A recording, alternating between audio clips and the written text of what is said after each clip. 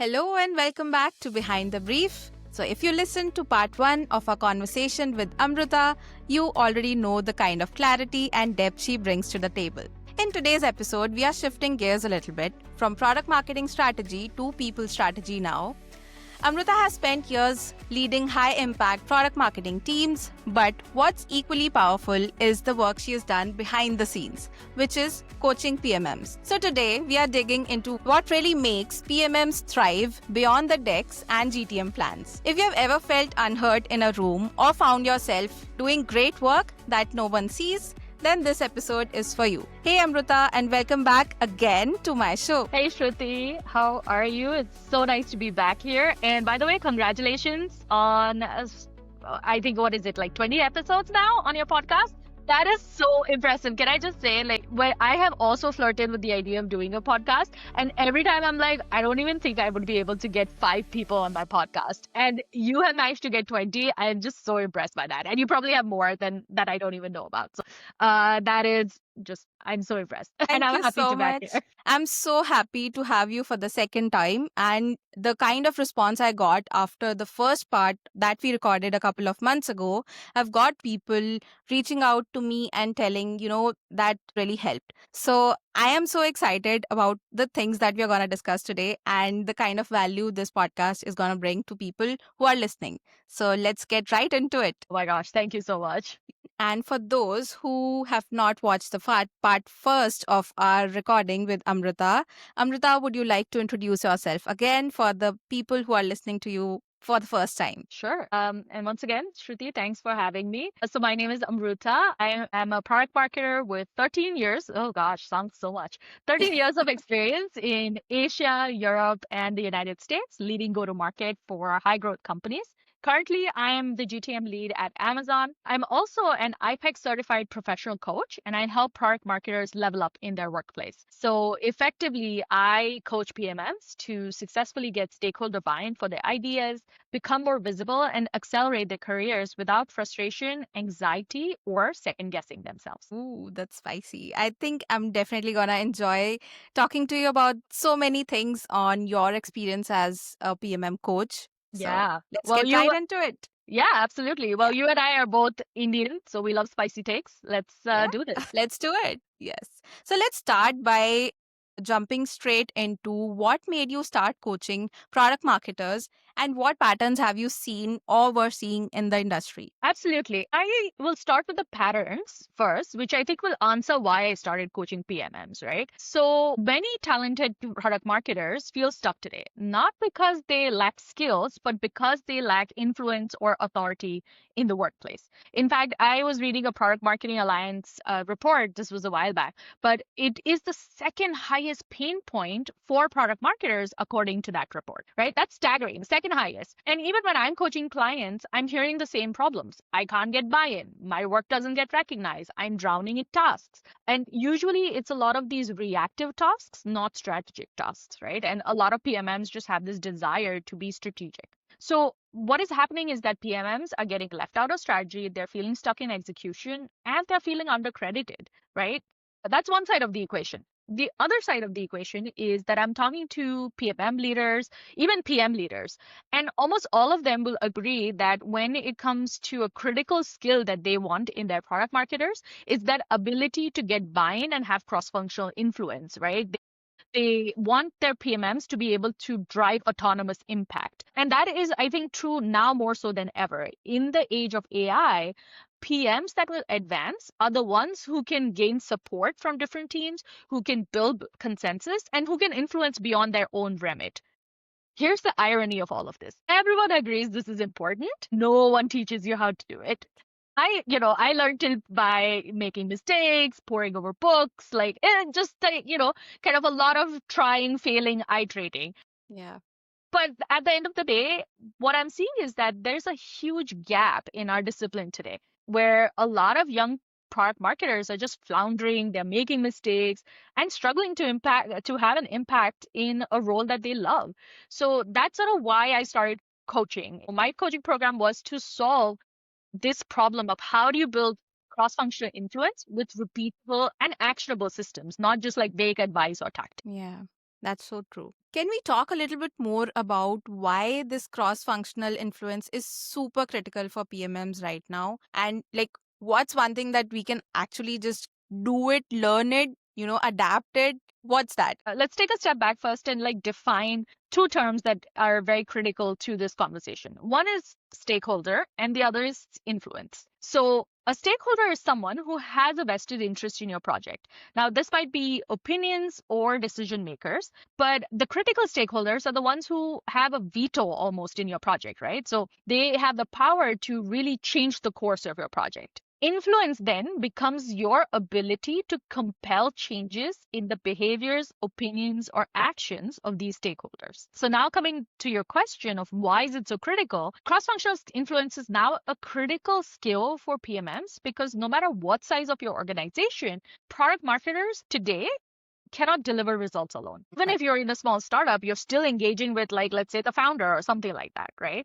In fact, I think you had Alison Rona. I hope I'm saying her name correctly, but I think she was on your podcast last week, Yes. right? And Yeah. she said this, right? Product marketing is a team sport. Your job isn't to do everything, it's to orchestrate it. I think that was her quote literally, Yeah. and I loved it.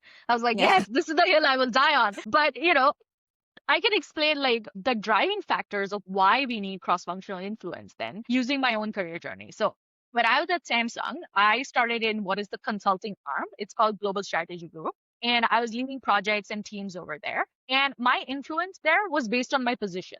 I was, people reported into me. And so they did what I told them to do. Then I transferred to another department within Samsung, which is called Global Brand Marketing.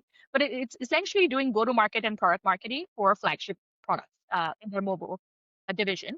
And here it was a completely different ballgame. The size of the launches, these are global launches that we were leading, it was such that my team and I had to work across several colleagues, across multiple teams. Even just within the marketing department, we were working with events and partnerships and CRM and media, just so many different people to deliver those results, to deliver successful launches. So, what I realized very quickly was that I had to work on gaining their support and their commitment if I had to make any headway in terms of just the sheer size that I was driving, right? And then I found this to be true again at SumUp, where it was the influence was not just like within my marketing counterparts, it was with product, sales, growth, right? We were a lean startup that was growing fast, and there were a lot of competing priorities and limited resources. So the projects that were getting prioritized were from the people who had influence. They had Mm. earned the trust of their counterparts, they could communicate the impact of their work. And now I see it again at Amazon. I work with a lot of incredibly smart, passionate people and who are really strong subject matter experts. They know their their work inside out to a level of depth that is frankly quite impressive. But what comes with that is really strong opinions and diverse perspectives, right?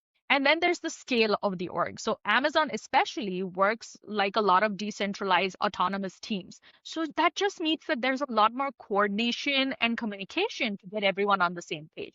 So those are some of the reasons that I have observed. There's probably a lot more out there, but I think those are the big ones that make cross-functional influence essential for product marketing. So I definitely have a follow up on that. Yeah. What do you see the biggest challenge to be getting that buy-in for your work? Like I'm sure it's difficult like to put your opinions out there. You have to have a very solid background work to be able to achieve that buy-in. But what do you see the biggest challenge you have faced or you have seen people facing to get that buy-in for your work? I think there's a couple of things. One is that I see that a lot of product marketers end up taking a haphazard approach to influence. So they do it really aggressively for some days and then they stop, or they only do it when, they need something from their stakeholders. And I think that's a big miss. Influence, when you do it like that, it's not going to work. The other one is not tailoring your message. So whether it's the sales, the product team, the C suite, they all need different angles. So you need to really work on crafting your story and what you're working on for that perspective. And I think that's a miss that happens a lot of times. The third one I would say is mindset. A lot of PMMs just let their own thoughts get in the way of their success. What do I mean by that? So, for example, if you think your work is not important or no one cares, you're not going to be motivated to present it. If Absolutely. you're defensive or if you're protective about your idea, you're less likely to be collaborative, right? So that's what I mean when I talk about like your mindset and your thoughts. So if there's one thing I want PMMs to take away from this conversation, it's this. When it comes to cross-functional influence, tactics are really great, but they will only go so far without the appropriate mindset in place. Okay. I think I am a little bit guilty of that as well, but We all are. Don't worry we about all are it. right. Thank God. But I think it's like kind of mind boggling to me. Like, how is mindset a challenge? Because I've, in this context, I've not heard that before. So, can you tell me a bit more about how is it a challenge and how can mindset be a Yeah. blocker for people? Absolutely. So, what I have been trained in this coaching institute called IPEC. And so, what they teach, and this is what I believe, of course, in my coaching philosophy, is that energy flows where thoughts go. So, whatever you're focusing your time, your thoughts on, is how your energy is going to show up, right? So, let me use like a couple of ways to illustrate this. Like I've seen some three big issues that come up in product marketers and in some of my clients. The first one is perfectionism, right? So what happens with perfectionism is as a product marketer, we really want like to present like the most perfect like launch strategy like Yeah. to our stakeholders. Be like, guys, this is amazing. No changes, no comments. It's perfectionism, but it is a Yeah. fantasy. So my client Sarah, she was also like doing this launch strategy workshop, and she kept iterating her slides and asking, "How can I improve this slide? How can I make it, show this kind of data in a really nice way?" And she was just like so focused on building this super perfect, beautiful presentation. But what was going on underneath is that she was terrified that her launch strategy was going to be seen as less than perfect, and by extension, that she was less than perfect. Right. And so she was so nervous about getting negative feedback. Like, literally, so much of our conversation was like, I don't want anyone to, I've worked so hard on this. I don't want Mm. anyone to like tell me that this is not thought through and things. What I worked on with her was to let go of the perfectionist fantasy that she won't get any negative comments about her strategy. Yeah. Like, it was so unrealistic, right? Like, you're going into a workshop to ask stakeholders to stress test your launch strategy. And then you're like, but I don't want anyone to tell me that this is like, how is that going to work out exactly, right? It's never gonna work. Yeah. Right. So, but again, that is the perfectionist mindset Mm. that was at play here. So what we did was reframe her thoughts, which allowed her to stop being defensive, which allowed her to stop being fearful and instead be open and curious. Right. And then she absolutely crushed her workshop. And even her stakeholders said that to her. But that is one way that mindset is really coming into play over here. Another thing that happens is people pleasing. So you have product marketers that are so focused on being liked or being helpful within the company that they kind of lose sight of being strategic. So they say yes to everything and then they burn out. Or they lose trust because they've told stakeholders, so many stakeholders, that they'll deliver things.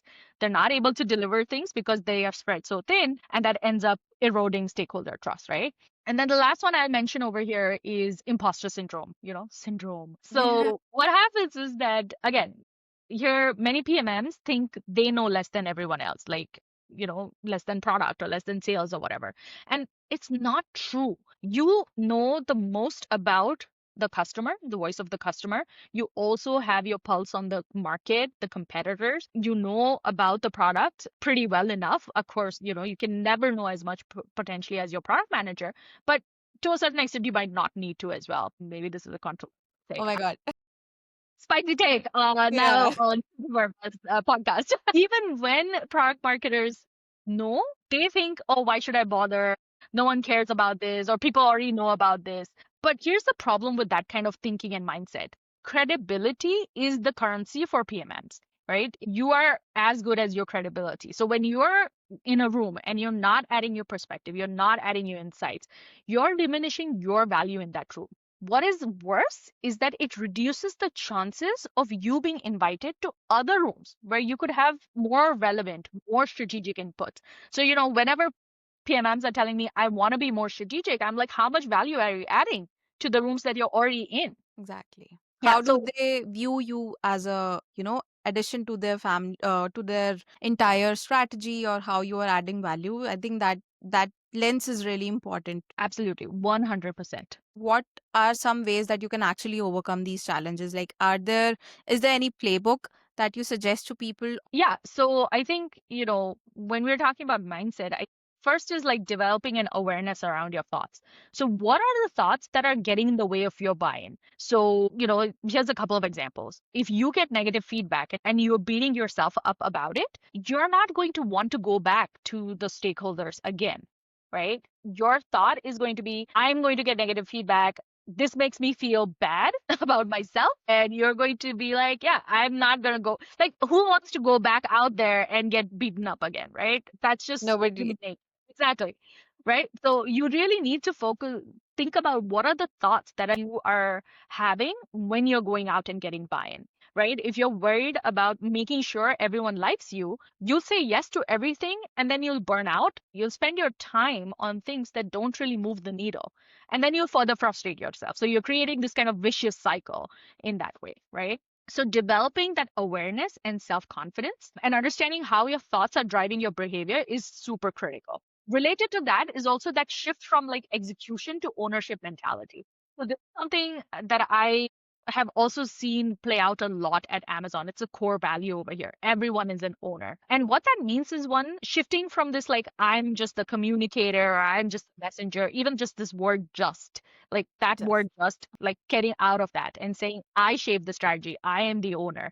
From waiting to be included to proactively adding value before you're being asked, right? It's not about telling people what to do, but it's about communicating, like bringing them along with you, helping them see why the work you're doing matters, right? It's also a little bit of art and science here about knowing when to push, when to step back, when to make others look good in the process, right? Those are the things that you can start applying even today. And the good news is that when it comes to mindset, when it comes to ownership mentality, this is a muscle that can be built through practice. It's not like a personality skill, a personality trait, excuse me, that you're just born with. It's something that you can build on. And then the last thing I would say is also relationships, right? We talked about earlier. Don't wait till you need something to go and build a relationship with your Exactly. stakeholders. Yeah. Spend time investing in those beforehand. Yelin, who's another PMM coach that I really admire, she Yeah. talks about spending as much as 30% of your time on this. And I probably would agree. This is very critical. A lot of PMMs, we try to influence with just logic alone. But yeah, because we are all so obsessed with customers, we know decisions are made emotionally and then justified logically, right? Exactly. So relationships, your internal relationships are very key towards this. Yeah. Like, it has to be natural. It has to be something intentional that you give out. And then, like, it's more of a team play than an individual playing around in the field, I Yeah, feel. So yeah, I think that's even more important. absolutely. I Yeah. love the use of your word intentional in that, right? It's about how do you cultivate intentional relationships that are not transactional? How do you go about creating value, co-creating value to a certain extent as well? Like I was in Seattle a couple of weeks ago where I met a lot of stakeholders for my projects. And just that, like even 30-minute conversation where we just got in and talked about things. I brought my perspective into the room. I was sharing, here's what I'm seeing in Europe, blah, blah, blah. It just like created so much more of an open dialogue. And now I'm back and we're slacking, but it doesn't feel like, transactional anymore. We're Yeah. just like the conversation is flowing. There's a lot more honesty, transparency, authenticity, vulnerability in the conversations. So, yeah, like, I mean, one of the things I say always when it comes to relationships is like, just get on the phone. Yeah. I know like we work in remote environments and stuff like that, but I'm like, just get on a huddle, get on a phone call, get like just book 15 minutes. I'm a big fan of 15 minutes. I feel like that is quite enough to like start lubricating the conversation. But yeah, just like do put that extra effort in. I think that little bit of effort goes for years for you if you're building that strong foundation in the team. Yeah. So, shifting gears a little bit towards your experience as a coach, and like after coaching so many PMMs, you must have seen some patterns, some questions that have been repeating, and maybe you are done like answering them on repeat. One thing I see over and over is just how many brilliant PMMs are stuck in execution mode.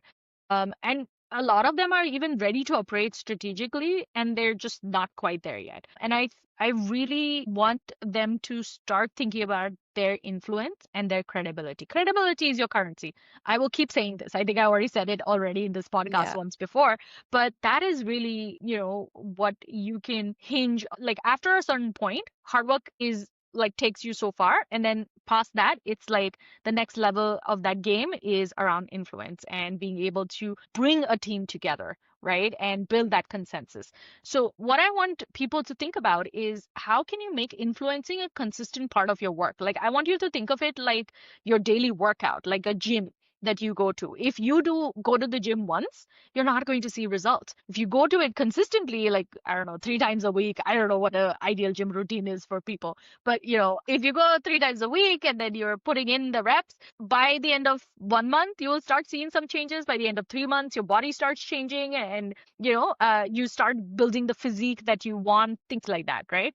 So you need to start thinking of influencing in the same way. Block 90 minutes a week if that's what you can devote, or even 30 Hmm. minutes, but do some strategic buying related work, stakeholder mapping, aligning the narratives, refining the stories in terms of like the audience that you're going to be meeting. Start contributing to 1 or 2 meetings. Show your thinking. Bring your insights to the meetings. Don't just like, be like, oh, when someone tells me to contribute to a sales deck, I will do it. So no, go Yeah. out there and show like, okay, I talked to this customer. I, was listening to this call on Gong, and here's like what I heard. And what about Hmm. we trying to test some of this or something like that, right? So think about that. Like, one action item for this week that I challenge all the product marketers listening to is Hmm. find a quick win to build your credibility, right? So maybe some insights to the roadmap, or Right. refining a positioning statement, or running a win-loss synthesis. Share that with your stakeholders. Seek out their feedback in a non-defensive, non-judgmental frame of mind and see what comes out of it, right? And I would love you to hear the outcome. Please, like if you're trying this out, DM me on LinkedIn and let's chat about what's working, not working for you. I think we are a small community of product marketers, but we grow by learning through each other. So maybe there's tactics that someone tries out that I don't know about, and that's been working for them. So why Right. not, right? Exactly. So thank you so much, Amrita, for sharing such valuable insights today. And just a final thought, maybe it's an overlap of the questions that I've asked you today, but what is one advice that you would give to get out of that execution mode quickly? Like write it out or talk to people. For me, it's talking to customers. If I am not able to get, what should I be able to do? What's something new I can bring on the table? I would love to go talk to a customer or, work on that feedback that we have received in the team. So, what's one thing that you tell people and they just get out of that mode? Yeah, so the simplest thing to get out of execution mode is to build your influence. It's simple, but not easy, right? So there's a difference there. And in order to do that, the key here is to not wait till you have all the answers or help out on every request that comes across your desk. What influence is about having a point of view, building trust with your stakeholders, and cultivating that mindset of openness and curiosity, right? Letting go of your perfectionist fantasy, your people pleasing, your imposter syndrome, all of those. And that's a skill set anyone can build with the right tools. Got it. Yeah. Thank you so much, Amrita, for sharing such golden nuggets today. I'm super excited to actually publish this episode because this is the part two. Who knows there's a part three coming? We don't know, Maybe. right? So, from building influence as a PMM to overcoming mindset blocks to learning how to get buy in without burning out, Amrita gave us a roadmap that's both human and tactical. So, if you're a PMM listening right now, especially a solo one, know this, you are not alone. Execution is part of the job, yes, but your ability to shape the strategy, bring teams together, and speak up before the launch matters just as much. So, thank you so much, Amrita. And as always, if this episode hit home to you, feel free to share it, tag us, or reach out with your thoughts. Until next time, keep building, keep influencing, and stay curious. Amrita has 3 slots left for August, so reach out to her, flood her DMs. I'm hoping I'll bring a part 3 with her with more questions and more value packed answers. Sounds great. Thanks so much.